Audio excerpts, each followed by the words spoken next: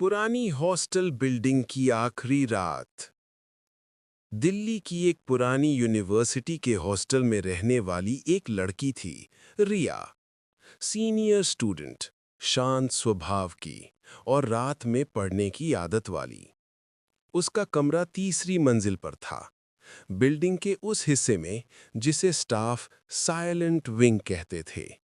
वजह यह थी कि वहां कई साल पहले एक लड़की ने आत्महत्या कर ली थी और उसके बाद से वहां कम ही लोग रहते थे। लेकिन रिया को ऐसे किस्सों पर ज्यादा भरोसा नहीं था। पहली घटना। एक रात करीब 2:30 बजे रिया अपने लैपटॉप पर प्रोजेक्ट बना रही थी। पूरा विंग शांत था। अचानक उसे लगा कि उसके कमरे के बाहर कोई धीमे धीमे चल रहा है। टाइल्स पर चप्पलों की धीमी आवाज, टप टप टप। रिया ने सोचा कोई लेट नाइट स्टूडेंट होगा, लेकिन आवाज एकदम उसके दरवाजे के सामने आकर रुक गई। कुछ सेकंड खामोशी, फिर खटखट खटखट। रिया ने डर कर पूछा, कौन? कोई जवाब नहीं। उसने दरवाजे की झिरी से झांका। बाहर कोई नहीं था। पूरे कॉरिडोर की लाइटें जल रही थीं, लेकिन कॉरिडोर पूरी तरह खाली। दूसरी घटना। अगली रात वही समय, 2:30 बजे। रिया के कमरे की लाइट अचानक फड़फड़ाने लगी, जैसे वोल्टेज जा रहा हो। फिर कमरे के कोने में रखा उसका टेबल फैन अपने आप बंद हो गया। रिया ने स्विच चेक किया, स्विच ऑन ही था। उसी पल फिर वही आवाज, टप टप टप। और उसके बाद खटखट खटखट। लेकिन इस बार आवाज दरवाजे पर नहीं, खिड़की पर थी। तीसरी मंजिल की खिड़की, जहां बाहर सिर्फ खाली हवा थी। रिया ने डर कर तुरंत खिड़की की ओर देखा, और खिड़की के कांच पर धुंधले हाथ का निशान था, जैसे किसी ने बाहर से हथेली रखकर झांकने की कोशिश की हो। तीसरी रात।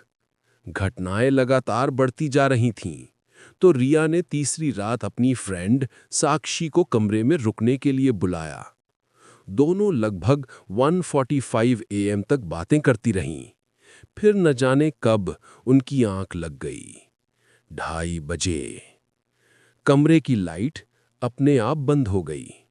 अंधेरे में किसी और की सांस लेने की धीमी आवाज सुनाई देने लगी। रिया ने सोचा साक्षी जाग गई होगी, लेकिन जैसे ही उसने हाथ बढ़ाकर साक्षी को छुआ, साक्षी एकदम दूसरी तरफ गहरी नींद में थी। सांस किसी और की थी, और वो आवाज उनके बीच वाले स्पेस से आ रही थी। अचानक उनके सामने रखी स्टडी टेबल पर रखी पेंसिल अपने आप लुढ़क कर गिर पड़ी, बिना किसी हवा के। रिया ने हिम्मत कर मोबाइल की फ्लैश ऑन की। रोशनी सीधे कमरे के कोने में पड़ी, जहां एक लड़की की परछाई खड़ी थी, बिल्कुल चुप, बिल्कुल स्थिर। उसके बाल झुके हुए, और वो जैसे उन्हें देख रही हो। फ्लैश की रोशनी उस पर पड़ी, और परछाई धीरे धीरे पीछे सरकने लगी, जैसे किसी ने उसे खींच लिया हो, और अगले ही पल गायब। अगली सुबह दोनों लड़कियां डरकर वार्डन के पास पहुंचीं। वार्डन ने बिना किसी हैरानी के सिर्फ इतना कहा, तुम्हारा कमरा पहले रागिनी का था, वो ही लड़की जिसने 2011 में उस रात 2:30 बजे खुद को कमरे में बंद कर लिया था। तुम्हारे पहले भी 2 छात्राएं वहां नहीं टिक पाईं। उन्हें भी हर रात कोई खटखटाता हुआ और खिड़की पर दिखता था। रिया और साक्षी ने उसी दिन कमरा बदलवा लिया।